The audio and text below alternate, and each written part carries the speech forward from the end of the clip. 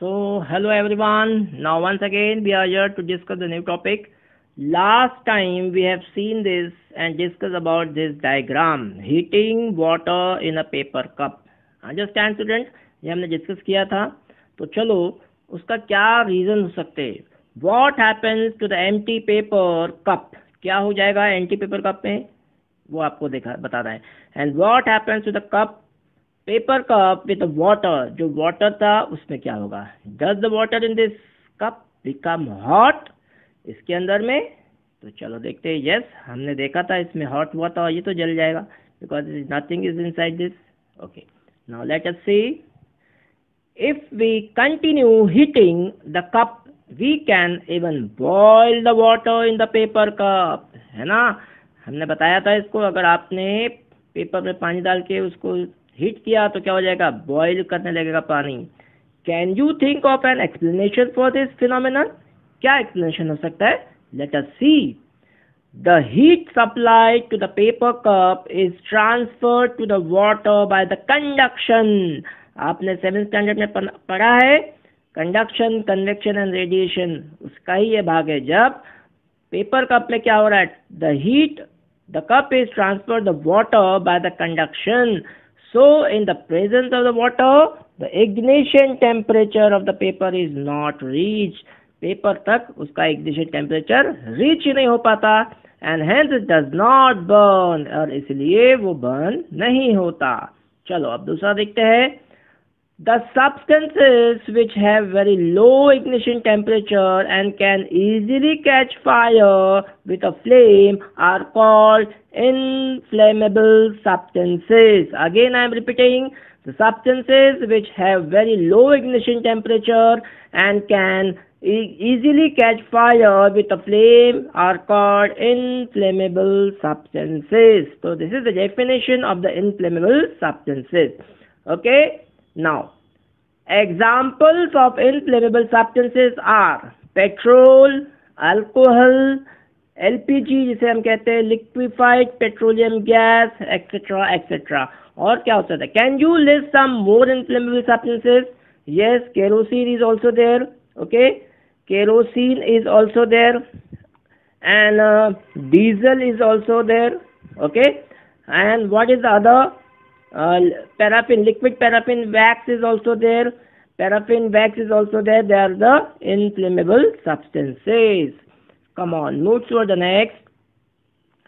How do we control the fire? Now student, the question arises, how do we control the fire?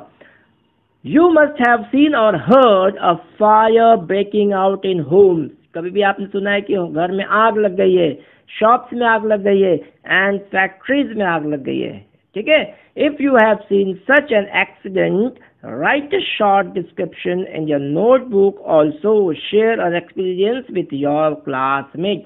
अगर आपने अपने आंखों से अगर ये सब चीज देखा है तो ही आपको लिखना है, अन्यथा नहीं लिखना है. चलो आगे बढ़ते हैं. अब ये बूझो क्या कह रहा है और पहली क्या बोल रही है. Find out the telephone number of the fire service in your area. If a fire breaks out in your house or in your neighborhood, अगर आपके घर में या आपके पड़ोसियों के यहाँ आग लगे तो आप क्या करते हैं. The first thing is to call the fire service. सबसे पहले आप फायर सर्विस को बुलाते हो. It is important that all of them know the telephone numbers of the fire service. Okay? तो आपको पता होना चाहिए, मैंने यहाँ लिख दिया है. So this is the fire service. 101 is the fire service number. Immediately whenever the fire is breaking out in your neighborhood or your house or anywhere, you put a call with 101. Okay? Chalo. Now, what does your city town have a fire brigade station? ये question होता है. आप अपने Nagpur city में है. Yes है, बिल्कुल है. देखो मैं कुछ नाम गिना रहा हूँ यहाँ पे. एक तो लकड़ीगंज एरिया में है. ठीक है, that is called the Lakadganj area. Then दूसरा है धंतोली में है. तीसरा है गंजीपेट में है. ठीक है, दूसरा है महल में है. उसके बाद में मेरे ख्याल से इतना मुझे पता है, इतना तो ठीक है. यहाँ पे है। When the fire brigade arrives, क्या होता है? What does it do? क्या करते हैं वो? It pours the water on the fire. अब फिगर नंबर 6.6 देख लेते हैं। देखो दिस इज फिगर नंबर 6.6। कैसे ये पानी डाल रहे हैं, यहाँ आग लग गई है घर में, ठीक है। और यहाँ पे ये देखो, ये दूसरे एक फायर ब्रिगेड के जो ऊपर से थोड़ा ऊपर के क्षेत्र में जहाँ से जो पानी नहीं जा सकता, तो वहाँ पे ये इस ट्रॉली के माध्यम से डाला जा रहा है, ठीक है।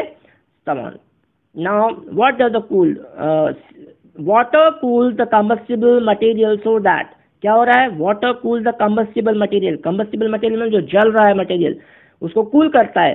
And so that temperature is brought, so that its temperature is brought below its ignition temperature, and उसके ignition temperature को below मिला देता है water, and this prevents the fire from the spreading, और इसी कारण fire spread नहीं हो सकती। वाटर वेपर जो निकलते हैं उसमें से वो भी बहुत एक अहम रोल निभाता है। Water vapours also surround the combustible material, यानी जलने वाले मटेरियल्स के अराउंड जो वो एक ब्लैंकेट का काम करता है, helping in cutting of the supply of air, और वो वेपर सप्लाई ऑफ एयर यानी कि ऑक्सीजन का सप्लाई कट ऑफ कर देता है। And so the fire is extinguished. Understand? Come on, move toward the next part. You have learned that there are the 3 essential requirements for the producing fire. अब यहाँ पे बहुत ख्याल देने वाली बात है। 3 essential थी, कौन कौन सी है देखेंगे हम। The 3 essential, देखो ये 3 essential कौन सी बात मैंने यहाँ पे पहले ही बता दिया है। For the producing the fire, can you list these requirements? These are fuel, ठीक है, फ्यूल होना, उसके बाद एयर होना, एयर मतलब टू सप्लाई द ऑक्सीजन, ठीक है, and heat to raise the temperature, and heat क्या करेगी? टेम्परेचर को बढ़ाएगी, raise the temperature of the fuel beyond the ignition temperature, beyond the ignition temperature को, यानी कि हीट क्या करेगी? टेम्परेचर को बढ़ाएगी। Fire can be controlled by removing, अब एक बात ख्याल में देना है, fire can be controlled by removing one of और मोर ऑफ दिस रिक्वायरमेंट। अगर हमने इसमें से एयर को हटा दिया तो भी एयर बुझ जाएगी, हीट को भी हटा दिया तो भी आग बुझ जाएगी, और फ्यूल अगर नहीं है, फ्यूल तो हो ही नहीं सकता, लेकिन फ्यूल में ही आग लगी तो इसको तो हटाना मुश्किल है, तो एयर और हीट को हम हटा सकते हैं या कम कर सकते हैं। The job of the fire extinguisher is to cut off the supply of the air. Extinguisher जो होता है, आपको पता है extinguisher, फायर एक्सटिंग्विशर जो हमारे स्कूल में लगे हुए हर एक क्लास के में और नीचे फ्लोर में, हर एक फ्लोर में लगे हुए एक्सटिंग्विशर, वो क्या करता है? Is to cut off the supply of the air, ठीक है, एयर का सप्लाई पहले कट करेगा, और to bring down the temperature of the fuel or the wood, और वो टेम्परेचर को उसका टेम्परेचर डाउन करेगा सबसे पहले। And notice that the fuel in most cases can not be eliminated, fuel in most cases can not be eliminated, हम उसको fuel को तो एलिमिनेट नहीं कर सकते, मगर हम उसका एयर को कट ऑफ कर सकते हैं और उसके टेम्परेचर को डाउन कर सकते हैं। For instance, a building catches fire, the whole building is the fuel, मतलब अगर बिल्डिंग अगर फायर ये लाग गई तो पूरी बिल्डिंग क्या है? एक फ्यूल के काम करेगी, है ना। पूरा जो बिल्डिंग क्या कैसे काम करेगी? एक फ्यूल का काम करेगी, क्योंकि वो जल रही है। तो स्टूडेंट यहाँ देख लेते, देखो यहाँ पे एक मैंने पिक्चर फोटोग्राफ बताया है, ये फायर ब्रिगेड है, और ये इतना देखो अंदर में यहाँ पे ट्रॉली रखी हुई है जहाँ भी आग लगती है, ठीक है। दूसरा पिक्चर देख लेते हैं, देखो यहाँ पे कैसे फायरमैन आग को बुझा रहे हैं, बहुत बड़ी आग लगी हुई है, और ये एक सबऑर्डिनेट उसके पीछे खड़ा है, क्योंकि पाइप में पानी बहुत फोर्स से आता है, इसलिए पीछे से एक आदमी होना ज़रूरी है, ठीक है। और एक मैं आपको पिक्चर बताता हूँ, ये देखिए, ये अपने इंडिया का तो नहीं है लेकिन दूसरे देश का है। ये कैसे ऑटोमेटिक से, देखिए यहाँ कोई संचालन नहीं कर रही, सब ऑटोमेटिक तरीके से ये फायर एक्सटिंग्विशर का ये पाइप जिधर जाओ उधर मूव हो सकता है ये, हाँ, और ये ऑटोमेटिक संचालित होता है अपने आप। समझ में आ गया?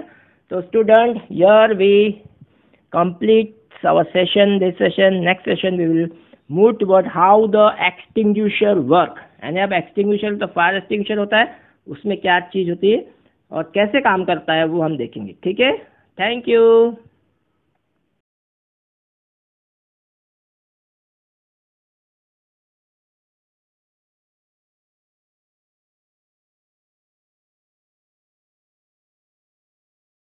Students, if you have any doubts related to this topic, please do not hesitate to ask.